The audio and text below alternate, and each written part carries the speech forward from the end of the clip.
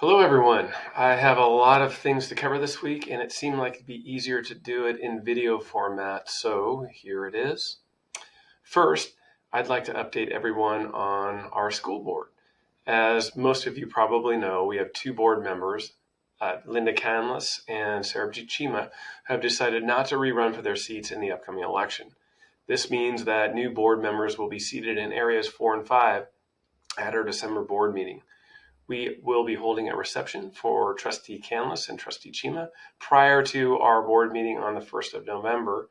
The reception starts at 6 o'clock if you're interested in attending. Our November board meeting will be Trustee Canlis' last meeting. Trustee Chima decided to resign from the board ahead of this meeting and will not be an active board member at the meeting. As some of you know, her passion is teaching, and she resigned to apply for the part-time Punjabi teacher position at James Logan High School. Our teacher in the Punjabi language classes resigned suddenly in July, and Ms. Chima has been volunteering in those classes since that time. She's now in a position where she can apply to teach in those classes, so we wish her the best of luck. Many of you know that we have two-way dual immersion language programs at the elementary level.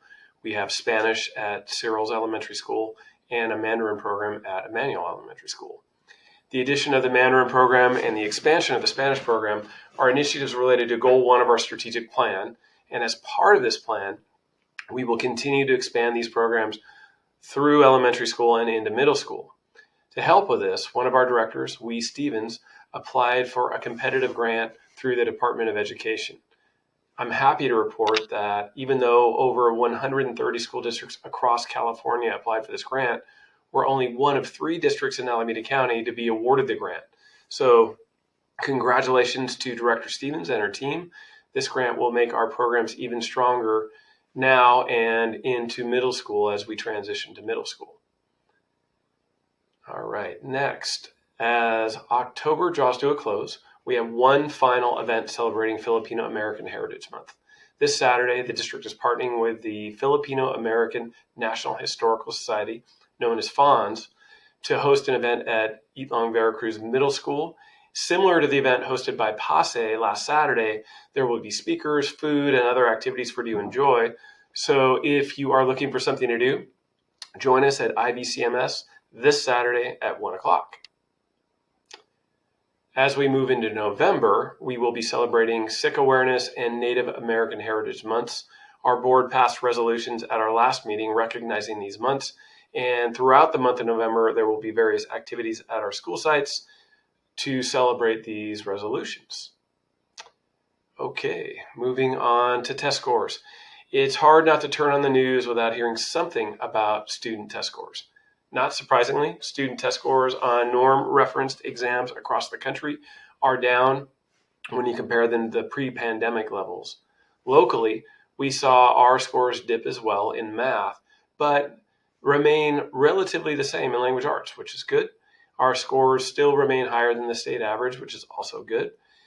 These scores provide a snapshot of how our students performed last spring. But the reality is they're not that useful when it comes to meeting the needs of our students in the current school year. For that, we turn to our local assessments. We have both formative and summative assessments that help our teachers modify our instruction to meet the needs of our students in the moment. One of our activities related to Goal 1 of our strategic plan is to take what we learned from the pandemic and to revise our assessment, analysis, and review processes for the data that we have related to exams. And we're doing that this school year. The recently released test scores will be a factor in that process. But again, we're hoping to design a more dynamic system that helps our teachers with more accurate real-time data to improve instruction. Anyway, that's happening. Also happening is, and many of you know that one of the great things about our school district is that we're known for our sports programs, and the fall season is coming to a close. It seems amazing that fall season's almost over, but it is. And as usual, we have a number of our teams that have done well. Middle school basketball, a number of our high school programs such as football, volleyball, water polo, cross country, and tennis, and to name a few of the programs across the district. And as usual, many of our teams and athletes will go on to compete at the NCS and state level competitions. However, I want to call attention to one of our athletes who's done something exceptional. Alyssa Lim, who is a 10th grade student and golfer at James Logan High School, just won the MVAL Golf Championship, which is also an NCS qualifying event. She competed against 122 other golfers and took first place. So congratulations, Alyssa, and good luck at the NCS championships next week. Goal 2 of our strategic plan, Equity, Access, and Achievement, focuses in part on identifying our needs as a district, identifying barriers that we have in our system, and identifying the root causes of these barriers. We're partnering with a group this year called Promise 54, and they are helping us with this process. Promise 54 will also help us develop a 3-year plan to address the needs in our district moving forward.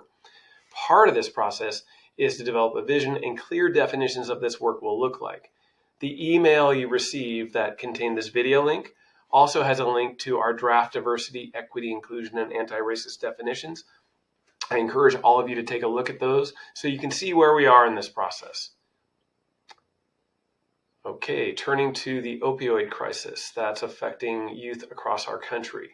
We have been fortunate in New Haven not to have any opioid-related overdoses or other related problems in our schools. However, we know that given what's happening across the country, we could have problems at any time. To get ahead of this, we're going through a process of having Narcan, which is the opioid reversal drug, available at our school sites. This will be treated much in the same way we handle other medications such as insulin. I hope we never have a student overdose on opioids at one of our school sites, but if we do, we want to be able to save this student's life, and having Narcan available will help us with that. Finally, one of the purposes of Goal 4 of our strategic plan is to improve communication with the New Haven community and to make it easier for people to access our information. I've talked a lot about this in the past, but we're coming up on another moment that we've been working towards, which is the improvement of our websites. I'm happy to announce that our elementary websites will all have an upgrade that will become active, if all goes well, next week, and if not next week because some glitch comes up, very soon. So look forward to that if you have elementary students, and soon after we'll have our middle and high schools all together, and we'll have one fully integrated website ecosystem, which should make it easier as you transition students from elementary to middle and high school. And for those parents that have students at multiple levels, hopefully it'll make it a lot easier for you to find information as you need it because they'll all be integrated. Anyway, that's it for this week. I hope you enjoy your weekend. Thank you.